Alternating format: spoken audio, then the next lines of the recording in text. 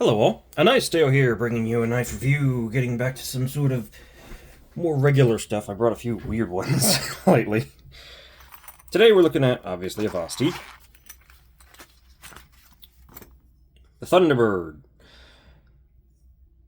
I honestly want to get in more Vosteeds. I like what they're doing, and there's a number of models they have, but for some reason, they always get pushed down on my list of priority because I guess budget constraints and stuff. I want to check out more of their knives, but I don't know how I'm going to do it. I'll have to figure that out. Well, that didn't work.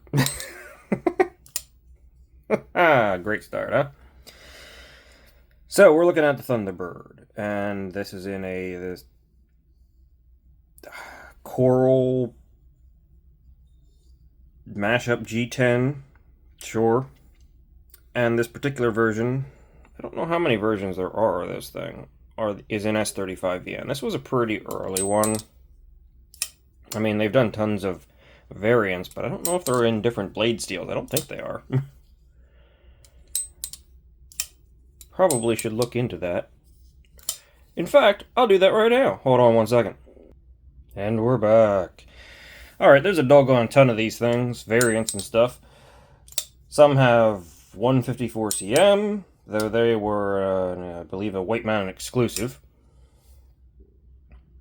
There's M390 with these same kind of topographical handles. And there is LMAX on a few variants. Mostly the titanium ones. Which is interesting. The titanium ones, obviously, of course, are slightly more expensive. They're titanium. But there is an LMAX variant that has, like, Ultim handles. And it's $10 more than this variant. Now, I'm no master of blade steels, but I have some understanding of what things are, and I mean, maybe LMAX is more expensive, but S35 should probably give you the better edge retention, right? Correct me if I'm wrong.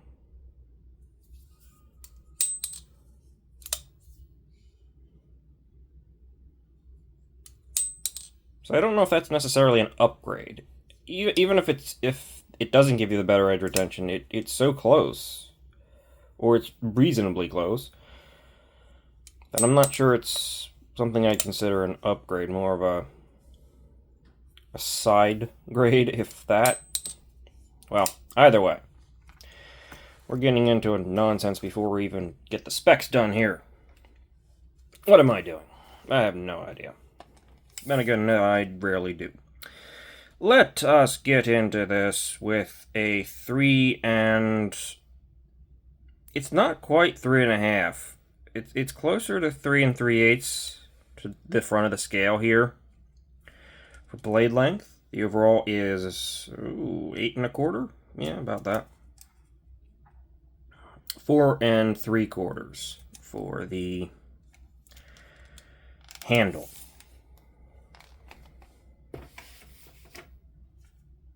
Comparisons to get everything out of the way.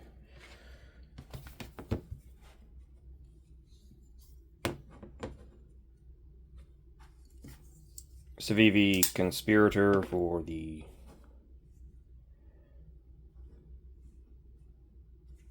large or full size. I always want to say large, but it's not. It's a full size knife. That's the whole point. And the Elementum for the small. As you can see, the Thunderbird is definitely bigger than both. It has a tiny bit more blade than the Conspirator, but it's got a bit extra handle right here. Basically, this screw and this back area that goes into the backspacer is all extra. So it's definitely a full-size knife. It is very slim. I mean, you can kind of tell it's definitely not as tall.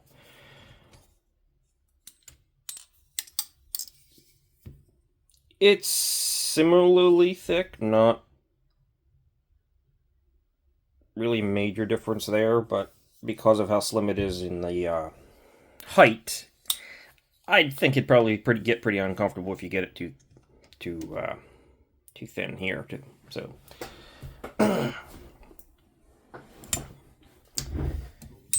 hardware. We've got a T8 for the pivot, T8 for the body screws, which is great.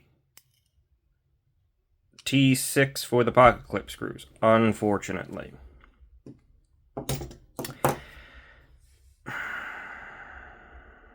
And being a somewhat ambidextrous lock, which we will talk about, you can flip it. They even gave you a spot to flip it. They look like good T6. They are tooled kind of shallow, though. I gotta be honest with you. These are not the most certain T6s I've ever felt. I wish they'd be T8s. But if you're not moving the pocket clip, then you're not going to have a problem.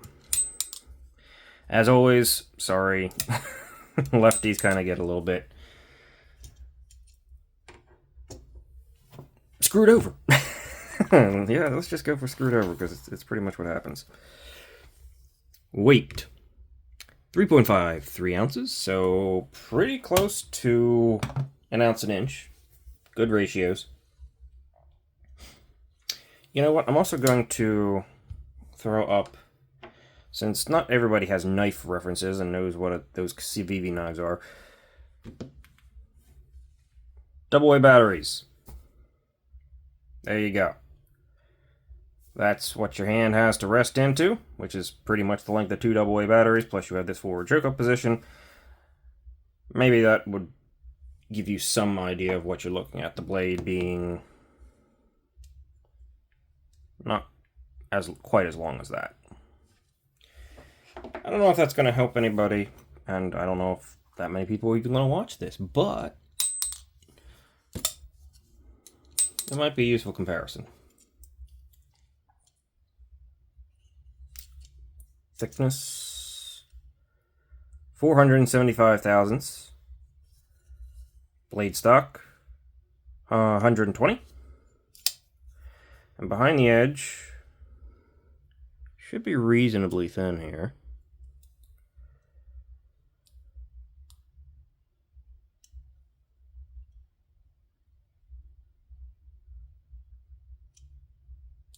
Well, it keeps wanting to slip up, but it looked like 14 thousandths to me. Yep, about 14 thousandths behind the edge, so it is pretty thin. This knife is... It could be a flat grind, but it looks like it's kind of a shallow hollow grind, which is pretty nice considering it doesn't have a lot of room to drop at all. Yeah, that's gotta be a hollow. In fact, no, that's flat ground up there, though. Definitely. Okay, that does it for basic specs. So we've got a drop point. It's not completely straight, so drop point Tonto blade. Yeah, sure. S35VN. I don't like seeing the name of the knife on the blade, but everything else is very minimal and kept, and it's, even though the name's there, it's kept off of the blade proper, I guess you could say. So it's not too bad. You've got this choil choke-up position, which is good. It works. Moving on from there, you've got this unique take on a button lock where it goes through the blade unlocks out, I'd say it probably feels like it's stronger than your standard button lock.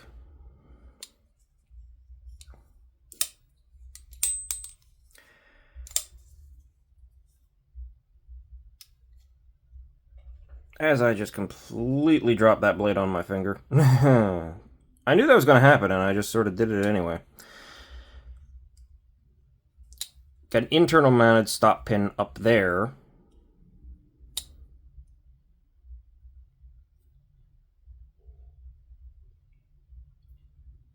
The button lock, and you see, this is a problem.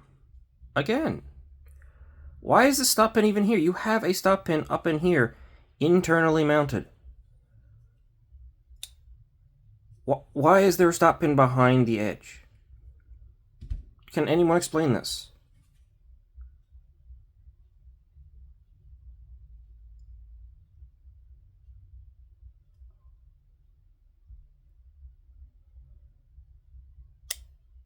I think I see why. Because this stop pin, where it's mounted, is in the same channel as the button, so it can't act up as the closed stop pin.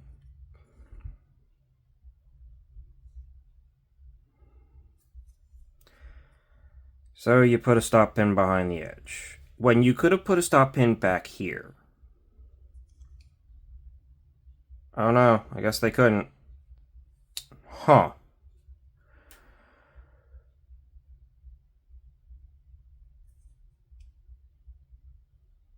I feel like there has to have been a better way to do that. Maybe like a stop pin attached to the blade itself that ran in the channel down here, so it would hit differently. That's a problem. It hits there. You have some life to sharpen, but not a whole heck of a lot. And you pretty much can't cut in a choil here. So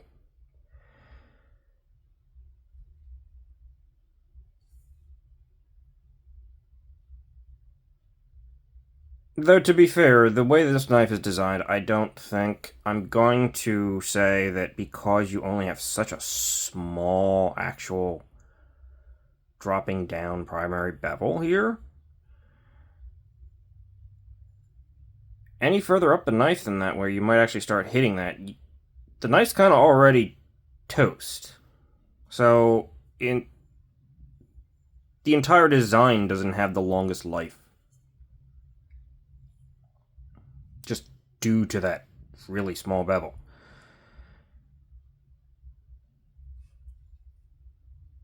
Because I wouldn't want to take it further than that. So yeah, I'm going to give it a pass because it works for this design.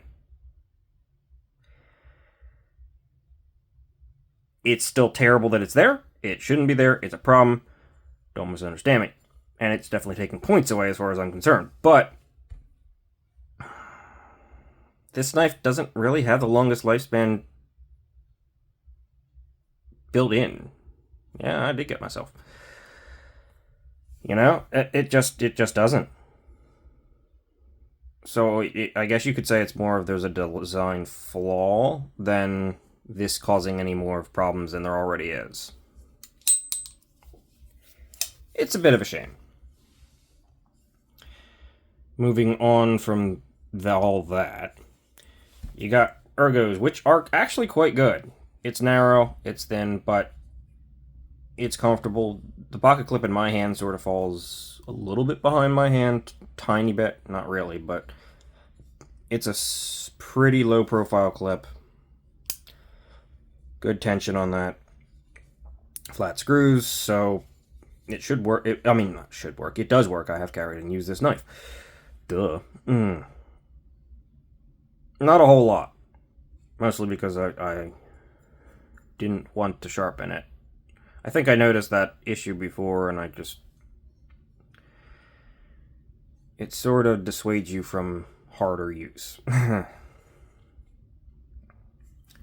But Everything in the hand is comfortable. The choke up is actually quite comfortable in both positions. I have more than enough room to stay away from that edge termination. You have a lot of jimping here. It falls into the handle back here, but up here, it offers a little something. Yeah, it offers some traction, so it's meaningful. Backspacer, hidden lanyard hole. Decent amount of weight reduction inside on both sides. Now, the plate for the pin. Normally, I'd say that can be a really nice touch. On this knife, I'd say they shouldn't have done it, because it contrasts so heavily with the handle material, right? If you just left this as empty holes and an inset, you would still see the handle material. It's almost distracting from the design. In fact, let's see what it looks like without that, because this, I don't believe this plate has to be there. So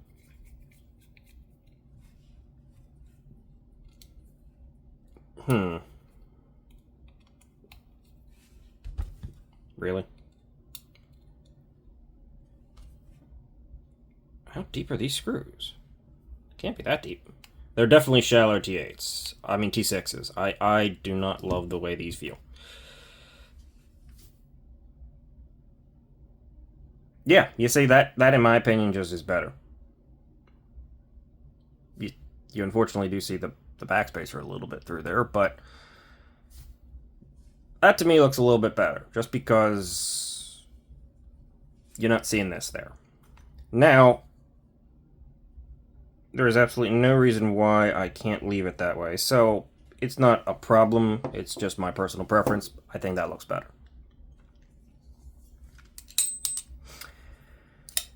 To finish this thing up, deployment methods. You got a front flipper. You kind of got a top flipper, honestly. Both work. You got the hole for the reverse and thumb flick. And you've got the front flipper, or well, I mean, this one is on the front, but the regular flipper, rear. The only thing that's weird about this is there is not much of a detent here. Also, as you can see, if you don't get your finger out of the way, that's always a problem when you put both flippers right in the front. But there isn't really much of a detent here. I mean, I have regular button locks that have more retention, more detent here. Now, apparently I like saying detent here. Now, this was a very early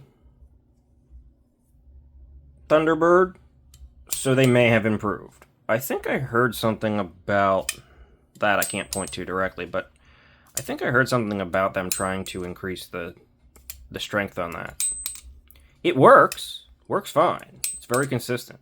It's just, it is light.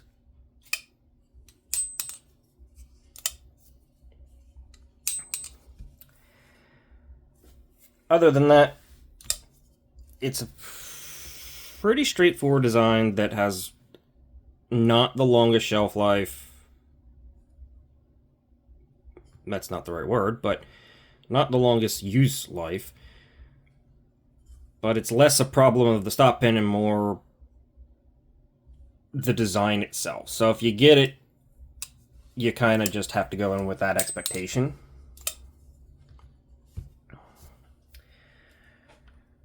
Price points on these, though, are actually quite good.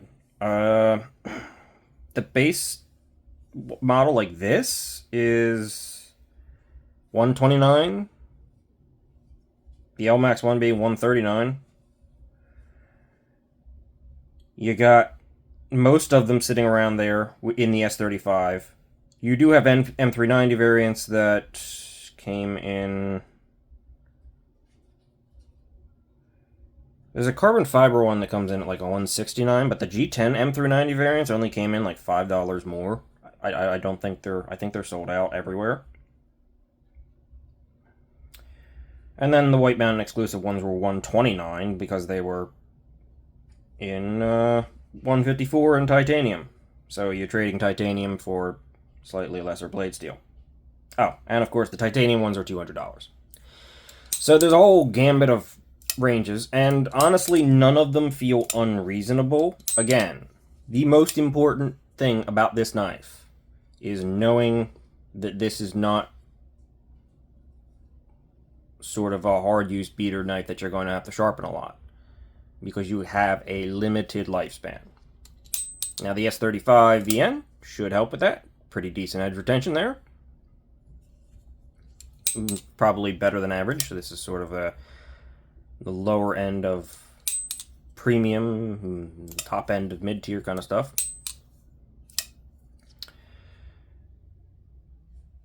And thin behind the edge, as long as you don't lay back the edge bevel, you should be okay. But that's really the most important thing, and if anything, that's what I want to impart to people with this, is that you have to know what you're looking at and realize that this one's sort of just built in to be limited. It's a feature, not a flaw. Other than that, it's a really good knife, and I quite like it. I do tend to like these slimmer, sleeker, longer knives that are more deft in the hand and everything. So, that's everything for the Vosteed Thunderbird. Overall, quite good. Oh, and of course the sound. You can't argue that having the stop pin there does do something. So, yeah, it's a good knife. I do recommend it. It's just, again, you should know what you're getting into. That's all. Thanks for watching. See ya.